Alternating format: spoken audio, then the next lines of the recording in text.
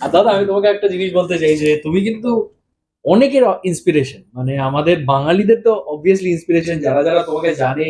এবং বাঙালি হয়ে একজন এন্টারপ্রেনার হওয়া তো আলাদা জিনিস, কিন্তু রিয়েল এস্টেট মার্কেটে এসে এত ভালো ব্যবসা করা, সেটা কিন্তু একটা অন্য লেভেল তুলে দেয়। তো আমি সবচেয়ে প্রথমে ওয়েলকাম করবো মানব পাল দাদাকে। নমস্কার নমস্কার। আমাদের যিনি হচ্ছেন ফাউন্ডার শ্রী বালাজির। এর আগেও আপনারা আমার চ্যানেলে তাকে দেখেছেন, বাট আমি সেখানে বলেছিলাম যে একটা ডিটেলড ইন্টারভিউ, একটা ডিটেলড ভিডিও তার সঙ্গে করব, যে সে কি করছে পশ্চিমবঙ্গ থেকে, আপনাদের জানাটা খুব দরকার।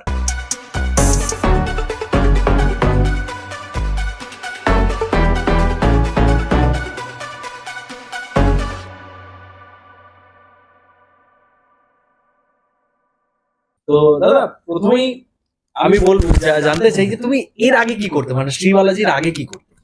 আমি আমার জার্নি শুরু করেছি দেয়ালে পিঠ থেকে যাওয়া থেকে। আচ্ছা, ঠিক আছে। সো আমি ইঞ্জিনিয়ারিং পড়তে পড়তে আমি I have dropped in third year. তখন আমার মানে খুব ব্যবসা করার ঝোঁক জাগলো। যদিও আমি একদম খুব কোট আনকোট করে পিপিলিকার পাকা হয় মরিবার তরে। আচ্ছা, হ্যাঁ। সো যেটা আমার বাবা মাও আমাকে বলেছে, এবং আমিও অনেকটা বছর সেটা ফিল করেছি যে চাইতে একটা বাকিটা কমপ্লিট করে একটা চাকরি করলে এত স্ট্রাগল থাকতো না, একটা চাপ থাকতো না, টেনশন থাকতো না লাইফে। আমার মনে হয় 50% চাকরিজীবীর এটা হয় যে চাকরিটা করছে কারণ তাকে সার্ভাইভ করতে হয়, ভালোবেসে চাকরিটা করে না। ঠিক আছে, ভালোবেসে চাকরিটা করলে কিন্তু তার চাকরিতে পদোন্নতি হতেই হবে, বাট সেটা হয় না। তো আমার কিন্তু সেটা হয়েছিল রিয়েল এস্টেট করতে গিয়ে। তখন আমি শুধু সার্ভাইভ করার জন্য রিয়েল এস্টেট করছি, এটা কিন্তু আমার সিচুয়েশন ছিল না। আমি কিছুদিনই বুঝতে পারলাম এটা আমার খুব ভালো লাগার জায়গা, ভালো লাগার চ্যাপ্টার একটা। আর সেখান থেকে আস্তে আস্তে আমি গড়িয়া মহামায়াতলায়, মানে তখন মহামায়াতলায় আমি যে সময় করেছি, আমি কিন্তু বিকেলবেলার পর মহামায়াতলা রাস্তার এপার পর থেকে শিয়াল যেতে দেখেছি। কত বছর আগে? মানে আমি স্টোরি অফ 2005-06। আর G+4 বাড়ি আমি প্রথম বালাজি অ্যাপার্টমেন্ট বলে একটা বাড়ি করলাম ওখানে মহামায়াতলায়। আমি 700 টাকা স্কোয়ার ফিটে বাড়ি বেচেছি। 700 টাকা মহামায়াতলায়? 700 টাকা স্কোয়ার ফিট। আর সেই মহামায়াতলায় আমি লাস্ট বাড়ি যখন বানিয়েছি, আমি সেখানে প্রায় 5,500 টাকা স্কোয়ার ফিটে বাড়ি বিক্রি করেছি। So I have seen real এস্টেটের একটা লম্বা ট্রান্সফরমেশন। শিবালাজি কবে ফাউন্ড করলেন, মানে সেই সময় কি ওটারই নাম কি শিবাজি বালাজি? হ্যাঁ হ্যাঁ, আমি 2003, 4, 5, 6 এই সময়টা অন্য একজনের সঙ্গে কাজ করলাম। আমি শ্রীবালাজি অফিসিয়ালি ফরমেশন হলো 2007-এ। আচ্ছা, ঠিক আছে, 2007-এ অফিসিয়াল ফরমেশন হলো। আর 2007-এ ফরমেশন হওয়ার পর আমরা আমার তখন নিজের নামে সরাসরি শ্রীবালাজির নামে আমি কিছু প্রজেক্ট করা শুরু করি, এবং গড়িয়া মহামায়াতলায় আমার অনেকগুলো প্রজেক্ট হয়। এবং আমাকে গড়িয়া মহামায়াতলায় আমাকে একজন একটা খুব সুন্দর কথা বলেছিলেন, তিনি আর নেই আজকে, তিনি খুব বয়স্ক, ওইখানকার স্কুলের হেডমাস্টার ছিলেন। মানব, তুমি যেরকম ভাবে এই মহামায়াতলায় এসে কাজ করছো, তোমাকে আগামী দিনে আমরা মহামায়াতলার রূপকার বলবো। কারণ তখন তো মহামায়াতলায় কেউ বাড়ি মাল্টি স্টোরি বিল্ডিং বানায় না, কারণ ওখানে 700-800 টাকা স্কোয়ার ফিটে বিক্রি করতে হতো। আমি কলকাতায় বসে থাকি। আমাদের অফিসিয়াল পেরোলে আছে ধরে রাখো অ্যাপ্রক্স 50। আর তারপরে আমাদের কিছু আমার সিস্টার কনসার্ন আছে। সিস্টার কনসার্নের সেখানেও আছে পেরোলে এই অ্যাপ্রক্স 50। এছাড়া আমাদের ইনডিরেক্ট পেরোলে আছে যারা অ্যাপ্রক্স অন অ্যান অ্যাভারেজ 400 থেকে 450 লোক। মানে ওভারঅল ইনডিরেক্ট ডিরেক্ট মিলি 500 জন। হ্যাঁ হ্যাঁ। কটা প্রজেক্ট হচ্ছে এই মুহূর্তে? আমাদের রানিং প্রজেক্ট এই মুহূর্তে 3টে। আচ্ছা, 2টো আপকামিং। একটা তো বোলপুরে, সবাই জানি আমরা, পান্থনিবাস বোলপুর। হ্যাঁ, পান্থনিবাস বোলপুর, ওটা একটা খুব বড় সুন্দর স্টোরি। পান্থনিবাস বোলপুর যখন আমি নিয়েছিলাম, ওটা আমরা পান্থনিবাস শান্তিনিকেতন প্রজেক্টের নাম, কিন্তু শান্তিনিকেতন থেকে 10 কিলোমিটার দূরে, বুঝলে? তো ওই জায়গাটা কোনো মতেই শান্তিনিকেতন নয়। হ্যাঁ, কিন্তু শান্তিনিকেতন বলে বলে বলে বলে বলে বলে I made the place Santiniketan. এখন এক্সটেন্ড হয়ে যাচ্ছে ওটা। হ্যাঁ, ওটা তো the largest project of Birbhum district. এবং সেখানে এখন তো মানে আমি কিন্তু প্রথম বোলপুরে স্টুডিও অ্যাপার্টমেন্টে কনসেপ্ট আনি। তার আগে পর্যন্ত বোলপুর রিয়েল এস্টেট মানেই ছিল বড় জমি, একটা বাড়ি থাকবে, বাংলো থাকবে, এটাই ছিল concept. So I break the thing. আমি সেখান থেকে লোকের অ্যাকচুয়াল নিডটা লোককে বুঝিয়ে তাকে বলি যে বাড়িতে তো আছো মাত্র 3 জন, আছো মাত্র 2 জন, যাবে তো এই সময়, তাহলে কেন অত বড় জিনিস নিয়ে কেন লাইবিলিটি বাড়াচ্ছে? হ্যাঁ, মেক ইট রিলিভেন্ট। পয়সা থাকলেই খরচা করতে হবে না, অন্য জায়গায় খরচা করো। আমরা সবসময় দেখেছি তোমার যে বেশ অফবিট লোকেশনে থাকে, নতুন নতুন জিনিস ট্রাই করো। এই যে আরেকটা প্রজেক্টের ব্যাপারে বলি দাদার, যেটা হচ্ছে ডুয়ার্সে, মানে যেখানে ডুয়ার্সে এইরকম অ্যাপার্টমেন্টস তৈরি করার কথা কেউ ভাববে না, সবাই ভাবে রিসর্ট তৈরি করি কিংবা হোটেল তৈরি করি। এরকম অ্যাপার্টমেন্ট কি চিন্তা ভাবনা, কিভাবে এলো? আমি কিন্তু প্রথম ডুয়ার্সে রিয়েল এস্টেট করি। হ্যাঁ, হ্যাঁ, একটা বাড়ি বানানো তো অত সহজ নয়। এটা তুমি বাড়ি বানালেই তো চলবে না। বাড়িটা বানানোর সঙ্গে সঙ্গে এই বাড়িটাতে এসে যারা থাকবে তাদের সুখ স্বাচ্ছন্দ্যটা মাথায় রাখতে হবে। তাদের সুখ স্বাচ্ছন্দ্য মাথায় রাখতে গেলে পরে আমাকে কি কি করতে হবে? আমাকে কিন্তু সবটা কনসিডার করতে হবে, যা যা আছে। এবার সে সবটা কনসিডার করতে গিয়ে আমার তখন প্রথম মনে হলো ডুয়ার্স হচ্ছে একটা virgin location and the epicentre of entire north east. একদম। ডুয়ার্স থেকে কিন্তু 15 মিনিট থেকে শুরু করে 4 ঘন্টার মধ্যে তুমি নর্থ ইস্টে মোর দ্যান 80 ডেস্টিনেশন কভার করতে পারো। ডুয়ার্স তো পৃথিবীর সব জায়গাতেই আছে। হ্যাঁ, আমরা ডুয়ার্স ছোটবেলা থেকে, ডুয়ার্স তো কোনো জায়গার নাম না, ডুয়ার্স হচ্ছে যে কোনো ফুট হিলস, সব ফুট হিলস হিমালয়ের কোলে। সো এইরকম একটা ডেস্টিনেশন যেটা সারাউন্ডেড বাই ন্যাশনাল ফরেস্ট। তুমি কখন আমার ডুয়ার্সের প্রজেক্টটা ফিজিক্যালি আসো। আমি ওটাই ভাবছি, মানে আমি এই ভিডিওটা একটু অন্যরকম ভাবে করি দাদা প্লিজ। আমি আমার তুমি যা যা বললে যে আমি অনেক দিন হয়ে গেছে পাহাড়ে যাইনি, আমি এমন একটা পাহাড়ের ফ্রিক ছেলে যে মানে প্রত্যেক মাসে একবার করে যাওয়া হতোই। সেখানে আমি এখন সিরিয়াল করছি তো তার জন্য যাওয়া হচ্ছে না, বাট আমি তোমার কথাটা শুনে পাহাড়ে যেতে চাইছি। তো আমি এইটা এখানেই আটকে রাখি, মানে আমরা আপনাদেরকে নিয়ে একটুখানি যাই পান্থনিবাসের ডুয়ার্সে এবং প্রজেক্টটা ঘুরে দেখে আসি। তো যেমন করে আপনাদেরকে বলেছিলাম যে আমি তার যে ডুয়ার্সের প্রজেক্টটা সেইখানে আসবো দেখার জন্য যে কিভাবে হচ্ছে, কি হচ্ছে সেইখানে। তো এই প্রজেক্টটাকে বলা হয় মিনি ডুয়ার্স, এবং আমি এইখানে শুধু একা নয়, আমি কলকাতা থেকে মানবদাকেও নিয়ে চলে এসেছি। মানবদা, welcome to the channel again. Welcome to Panthanivas Dooars. তো দুর্দান্ত লাগছে, মানে অসাধারণ লাগছে আমার কিন্তু এখানে এসে। মানবদা, আমি প্রথমেই বলি আমাকে জাস্ট এই প্রজেক্টটা ঘুরে দেখাও যেখানে কি রয়েছে। প্রজেক্টে ঢোকার পরেই এটা দেখছো, we have created a project within nature. একদম। এই যে ফিলটা, হ্যাঁ, এটা আমরা জেনারেলি কোথায় পাই? আমরা তো জঙ্গলে যাই এটা দেখতে। আমরা প্রজেক্টের মধ্যেই জঙ্গলকে কিউরেট করেছি। So we have planted more than 2000 big trees. হ্যাঁ, already 2000 more than 100 types of trees and shrubs already planted here. Oh wow. So এটা একটা, so you can say it's a whole nature camp. So your home in a lap of nature. The concept of Panthanivas is always your home in a resort. So you can see the whole project. We have crafted the project. It's a 5-star resort type. মানে এখানে বাচ্চাদের খেলার জায়গা আমরা দেখতে পাচ্ছি। তার সাথে সাথে দেখুন, আমরা অ্যাপার্টমেন্টস এর কথা তো বলবোই, অবভিয়াসলি পান্থনিবাস আমরা সবাই জানি স্টুডিও অ্যাপার্টমেন্টস রয়েছে 1 BHK 2 BHK এবং তাদের বাংলো প্রজেক্টও আসছে, সেই সব কিছু বলবো। কিন্তু তার মধ্যে আপনারা অ্যামিনিটিস কি পাবেন সেইটাই হচ্ছে মেন দেখানোর উদ্দেশ্য। এই আমার পেছনটা দেখুন, যেটা দাদা বলছিলেন যে পুরো একদম বাঁশঝাড় হয়ে রয়েছে মনে হচ্ছে একেবারে। আর এইখান থেকে যখন এন্ট্রি করব আর তারপরে ডুয়ার্স আর সামনে কাঞ্চনজঙ্ঘা যখন দেখা যাবে না বস, অসাধারণ লাগবে।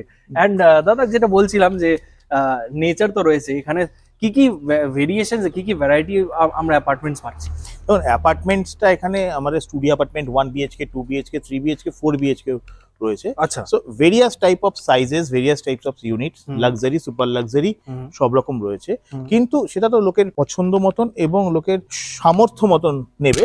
Actually we don't offer the whole cake to anyone. We offer the piece of cake, but if you want, I can give you the whole cake. আমাদের কমপ্লেক্সটা itself is a self contained, everything is there. মানে একটা ছোট unit for a family is fair enough. তার যখন তার বেশি লোকজন আসবে, ইনলজ আসবে, ফ্রেন্ডস এন্ড ফ্যামিলিজ লোক আসবে, আমাদের তো গেস্ট হাউস আছে উইদিন দ্য কমপ্লেক্স। সো আমরা drivers accommodation, guest house within the complex. Panthashala 25,000 square ফিটের ক্লাব হাউস হচ্ছে, is the largest in the vicinity. সেখানে রেস্টুরেন্ট, অলরেডি রেস্টুরেন্ট রয়েছে। পান্থশালা ফুড ইজ অলরেডি মানে very famous among the, not only to the resident, to the tourists also. এই walking ট্র্যাকটা, এটা কিন্তু ল্যান্ডস্কেপে এত সুন্দর করে ইন্ট্রোডিউস করা হয়েছে যে এটা নর্মাল হাঁটা যায়, এটা মর্নিং ওয়াক করার জন্য। You can see the steps are like this. আচ্ছা, ইউ হ্যাভ টু মানে বড় বড় পা ফেলতে হবে। ওকে, হ্যাঁ, ছোট ফেললে পরেই কিন্তু ঘাসে পা পড়ে যাবে। আচ্ছা আচ্ছা। সো এখানে প্রত্যেকটা জিনিসই খুব scientifically done. You can see যে ক্যানোপি, যে এখানে ন্যাচারাল ক্যানোপি, যেরকম এত বড় গাছ এখানে আমরা কিউরেট করেছি। আমি যেটা তখন বলছিলাম যে দাদা কিন্তু হচ্ছে বাঙালিদের একটা গর্ব, কারণ বাঙালি রিয়েল এস্টেট ডেভেলপার কিন্তু খুবই কম রয়েছে। এবং তারপর যে সে এই যে পান্থনিবাস, তার যে ভাবনা চিন্তা নিয়ে এইরকম অফবিট লোকেশনসে এত বড় বড় প্রজেক্টস করছে, তার জন্য কি হচ্ছে, মেন জিনিস হচ্ছে এই এরিয়াটা পুরো ডেভেলপ হচ্ছে। Just think about the impact he is creating. এই লনটা খুব strategically made. You can see it's a highly elevated lawn, okay. অনেকটা গ্রাউন্ড লেভেল থেকে এলিভেট করা আছে। আর এই লনটা ক্লাব হাউসের বারান্দার সঙ্গে, করিডোরের সঙ্গে এটা অ্যাটাচ হয়ে যাবে। তো ক্লাব হাউসটা যখন হচ্ছে, ব্যাংকোয়েটে কোনো অনুষ্ঠান হচ্ছে, যে আমি কিছুক্ষণ আগে বললাম না যে সব কিছু তার বাড়িতে, তার যারা থাকবে এখানে তাদের বাড়ির, মানে even we want to promote this thing as a marriage destination. একটা ডেস্টিনেশন ওয়েডিংটা তার নিজের বাড়িতে কেন হতে পারে না? একদম একদম। এইটা তার নিজের বাড়ি, এখানেই তার ডেস্টিনেশন ওয়েডিং। মানে বলতে পারি এটা তার সেকেন্ড হোম। কলকাতায় যদি কেউ থাকে এই হাসেলের মধ্যে, এই পলিউশনের মধ্যে থাকতে থাকতে না আর ভালো লাগছে না। আমি নিজে এসে কি শান্তি ফিল করছি আপনাদের বলে বোঝাতে পারবো। সেই জন্যই তো আমরা এই যে ছোট ছোট এখানে কাভানা করা আছে, হ্যাঁ, এই কাভানা গুলোতে লোকে যখন বসে সামনে নদীটা দেখবে, নদী, চা বাগান আর কাঞ্চনজঙ্ঘা এখান থেকে বসে দেখা যায়। ওকে। আর এটা হচ্ছে ক্লাব হাউস। এটা ক্লাব হাউস, এখানে ব্যাংকোয়েট, এরকম এত বড় ব্যাংকোয়েট এই ভিসিনিটিতে কোথাও নেই। আচ্ছা, এরকম 3টে ব্যাংকোয়েট আছে। There is a banquet in the basement, হ্যাঁ, this is ground and the first. মানে এই বেসমেন্টও ব্যাংকোয়েট, বেসমেন্টে একটা ব্যাংকোয়েট, বেসমেন্টে ব্যাংকোয়েট, এটা ব্যাংকোয়েট এন্ড ওপরটাও ব্যাংকোয়েট। হ্যাঁ, আর অনেকটা উঁচু আমি যেটা দেখতে পাচ্ছি, এটা full height banquet, full height banquet. তারপরে এখানে রেস্টুরেন্ট আসছে, ওখানে আমাদের huge swimming pool, jacuzzi, water theme park, then rooftop cafe. এইটা কেন কভার করছে? অনেকে বলবেন যে দাদা কেন রিয়েল এস্টেট কভার করছেন। দেখুন, রিয়েল এস্টেট কিন্তু একটা পুরো এরিয়াতে ইম্প্যাক্ট ক্রিয়েট করে, এবং যখন এখানে মানুষেরা কিনছে তার মানে তারা ইনকামটাও বাড়ছে স্টেটে, তার জন্যই তারা এখানে কিনতে পারছে। এবং এইটা নিয়ে একটা কথা আমি তোমাকে বলি। আমি যখন এখানে আমি 14-15 সাল থেকে জমি খুঁজছিলাম, 2016-17 আমার মনে আছে, আমি এখানে একটা রিসর্টে থাকতাম। তো সন্ধ্যেবেলা আমি যদি 5টার সময় এই বাতাবাড়ি ফার্ম বাজারে আসতাম, কোনো দোকান খোলা থাকতো না, 3-4টে দোকান ছিল। আজকের দিনে বাতাবাড়ি ফার্ম বাজার থেকে শুরু করে এই পর্যন্ত না হলো মোর দেন 100 শপস আর দেয়ার, এবং সকাল থেকে রাত পর্যন্ত সব খোলা। এই অঞ্চলে সমস্ত লোকজন, গ্রামবাসীরা, তারা নিজেরাই বলে তারা আগে বিভিন্ন জায়গায় গিয়ে কাজ করতো। এখানে more than 200+ people for the last 5 years, এটা তাদের কর্মসংস্থানের জায়গা। এতগুলো ফ্যামিলি এখান থেকে চলে। আর রিয়েল এস্টেট মানে ইজ অলওয়েজ, রিয়েল এস্টেট থেকে গভর্নমেন্টের অ্যাভারেজ টোটাল প্রজেক্ট কস্টে গভর্নমেন্ট রেভিনিউ জেনারেট করে more than 20%। That's a huge. So real estate সবসময় একটা হিউজ রেভিনিউ জেনারেটিং ইন্ডাস্ট্রি, এবং এতে যে পরিমাণ skilled and unskilled labour oriented, এখানে আর্কিটেক্ট থেকে শুরু করে হ্যাঁ একটা লেবার পর্যন্ত সব ধরনের লোকের এঙ্গেজমেন্ট হয়। ওয়ান্ডারফুল। এবং এই এঙ্গেজমেন্টটা ডিরেক্ট, কোনো ইনডিরেক্ট নয়। এত লোক এখানে কাজ করছে, এত কিছু লোকাল প্রকিউরমেন্ট তো প্রচুর আমাদের করতে হয়। আমরা তো কলকাতা থেকে আমি সব নিয়ে আসতে পারছি না, এখানে লোকাল প্রকিউরমেন্ট আমাকে প্রচুর করতে হয়। এই অঞ্চলে লোকজন 4টা-5টার পর এই রাস্তা দিয়ে কেউ যেত না। এখন এখানে জমির দাম হচ্ছে পুরো ডুয়ার্স এরিয়াতে সবচাইতে কস্টলি, যেখানে সে কেউ জমি কিনতো না। আন্ডার কনস্ট্রাকশন যে পোর্শনটা দেখছো, ফেজ 4, নতুন ফেজ হচ্ছে। হ্যাঁ, নতুন ফেজ হচ্ছে। Project is মোরললেস sold out. প্রজেক্টে খুব একটা কিছু নেই। ওখানে পান্থনিবাসের দেখো ব্র্যান্ড ফুল এমন রয়েছে, খুব একটা সেলস নিয়ে আমাদের ভাবতে হয় না। এই আমাদের পাশের প্লটে এখানে 190টা বাংলো আসছে। আচ্ছা, we have not launched yet, আমরা এই ফিনান্সিয়াল ইয়ারে পরে লঞ্চ করব। আচ্ছা, soft launching. Phase 1 50% sold out. নিজের বাড়ির স্বপ্ন ছিল, এবার সেটাও পুরো হবে। মানে ফ্ল্যাট তো রয়েছেই, লোকের অনেকে থাকে যে ফ্ল্যাটে থাকতে ইচ্ছা করে না, নিজেদের বাড়ি হবে। তো বাঙালির কাছে নিজের বাড়ি একটা অন্য জিনিস। আচ্ছা, 190টা আসছে, 190টা বাংলো। আর এখানে ইউনিট কটা রয়েছে ফ্ল্যাটে? এখানে টোটাল 672টা ইউনিট আছে। ও ওয়াও। হ্যাঁ, 1 BHK 2 BHK মিলে। হ্যাঁ, আমাদের পুরো এরিয়া যদি নাও, বাংলো নিয়ে, হ্যাঁ, এই 45 বিঘাস। আর বোলপুরেরটা কত বড়? বোলপুরটা এটার থেকে ছোট। বোলপুর ওই অ্যাপ্রক্স 30 বিঘার মতো। 30 বিঘা। আর তোমাদের দীঘাতে যেটা আছে সেটা কত বড়? Digha land area is approx 15 বিঘাস। আচ্ছা, দ্য দীঘাতে মানে ইউনিটস অনেক বেশি, তার কারণ দীঘাটা high rise, G+12 first G+12 হ্যাঁ, বাড়ি থেকে বসে সমুদ্রের মজা।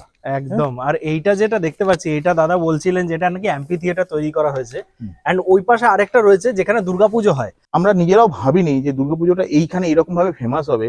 মোর দেন 500 তারা 5 দিন নিজেরা খাওয়া দাওয়া করেছে, এখানকার রেসিডেন্টরা নিজেরাই উদ্যোগ এটা করেছে, কিন্তু Shri Balaji supported the entire initiative. But এত ভালো করে কিউরেট করা, লোকজন তো 3 মাস আগে থেকে এসে, কিছু ফ্যামিলি এসে তারা থাকে দুর্গাপুজোটাকে করানোর জন্য। বাঙালি লোক পুজোর সময় ঘুরতে যায়, হ্যাঁ তাই তো? হ্যাঁ, কিন্তু ঘুরতে গেলে কি মিস করে? পুজোটাকে মিস করে। পুজোটাকে এখানে বাড়িতে থেকে পুজোটাও পুরো করে। আর প্লাস কাঞ্চনজঙ্ঘা। সকালবেলা সকালবেলা ব্রেকফাস্ট করে বেরিয়ে গেল, সারাদিন দার্জিলিং ঘুরে চলে এলো, তার সন্ধ্যাবেলা বাড়িতে পুজো। ওয়াও এই ফিলিংটা কোথায় পাবে? ওয়াও। তো এই যে মানে ফ্যাক্টরস গুলো এখানে, আর এগুলো কিন্তু অটোমেটেড ক্রিয়েটেড। আমি কখনোই বলবো না, আমি যখন প্রজেক্টটা কনসেপ্ট করছিলাম আমি এরকম ভাবছিলাম, আমি এতটাও ভাবিনি। আর যখন এখানে বাড়ি রয়েছে, আমার মাথায় এটা এখনই এলো, যখন এখানে বাড়ি রয়েছে ওখানে হোটেল নেওয়ার কোনো দরকার নেই। কোনো দরকার নেই, কেন? জাস্ট গেল গ্লেনারিজে, খেলো, খেতে খাওয়া চলে। দাওয়া করে সারাদিন ঘুরে চলে এলো। সকালবেলা তুমি এখান থেকে বেরোলে 1.5 ঘন্টার মধ্যে ভুটান পৌঁছে গেলে। আরে সারাদিন ভুটান ঘুরলে, ফুল সিলিং ঘুরে সবকিছু করে সন্ধ্যাবেলা এসে বাড়িতে পুজো এনজয় করলে। Wonderful. সো এইটা তো একটা মানে অন্যরকম থট প্রসেসে জিনিসটা চলে এসছে এখন, মানে যেটা আমরাও ভাবিনি হুম। এরকম কিছু এখানে দাঁড়িয়ে গেছে। তুমি দেখো যে এন্টায়ার প্রজেক্টে 82% ইজ ওপেন এরিয়া। খেয়াল করে দেখো, we have done construction only on 18% land. আচ্ছা। এখন যে আমাদের বাংলোর সাইডটা দেখো, পুরো ফাঁকা ব্যারেল ল্যান্ড। হুম, হুম। কিন্তু শুধু বাংলোর সাইডে আমরা এখানে যেমনি 2000 বড় গাছ আমরা প্ল্যান করেছি, ওখানে তো মানে জিনিসটাই উল্টো। মানে আমরা আগে তো বড় গাছ প্ল্যান্ট করছি, তারপরে বাড়ি হয়। তারপরে বাড়ি বানাচ্ছি। কয়েকজন বসে থাকে যে নেগেটিভ কমেন্ট করার জন্য, যে রাস্তা নেই কেন। রাস্তা আমাদের হয়নি।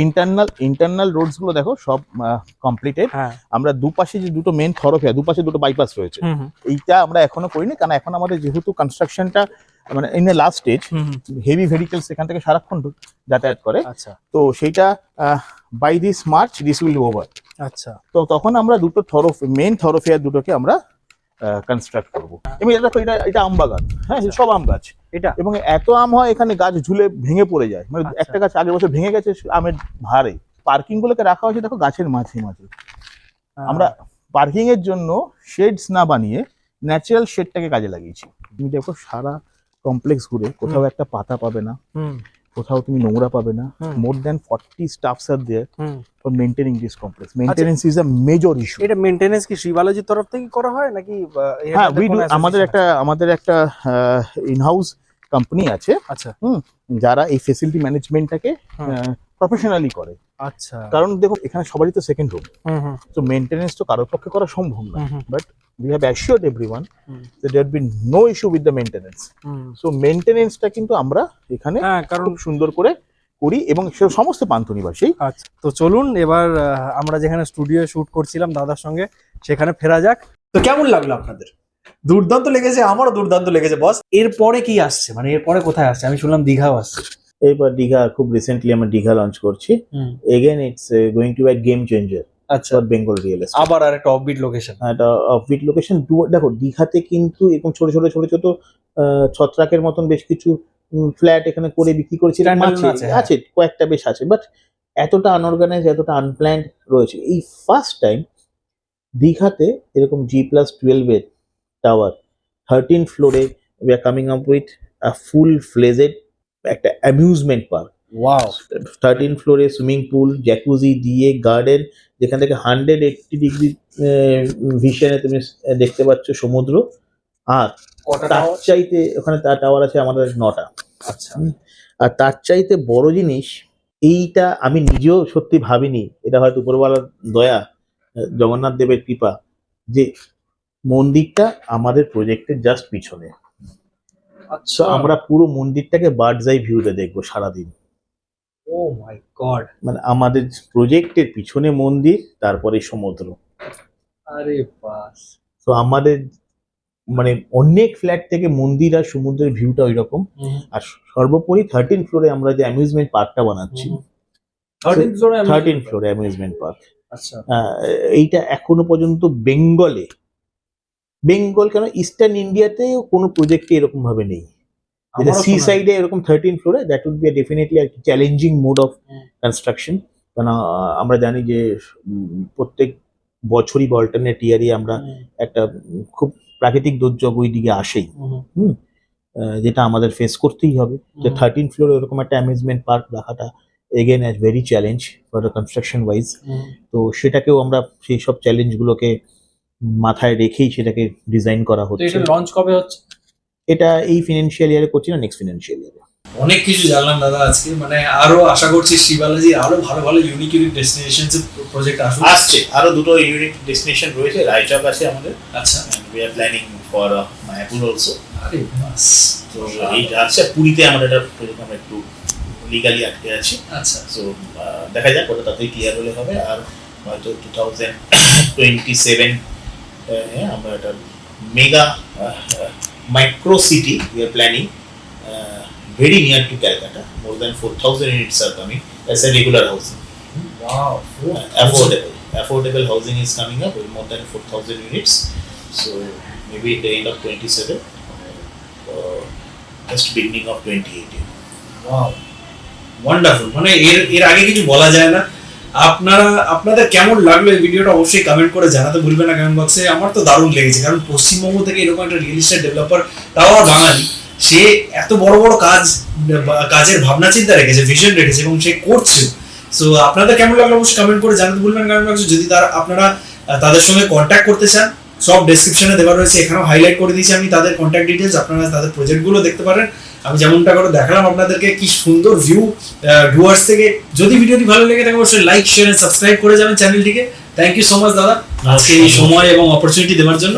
দেখা হচ্ছে আমাদের দেশের পরের এরকম একটা দুর্দান্ত ভিডিওতে। ততক্ষণ কি ভালো থাকুন, সুস্থ থাকুন, মধ্যে থাকুন আমার প্রিয় channel West Bengal with Rohit. Tata, দেখা হচ্ছে।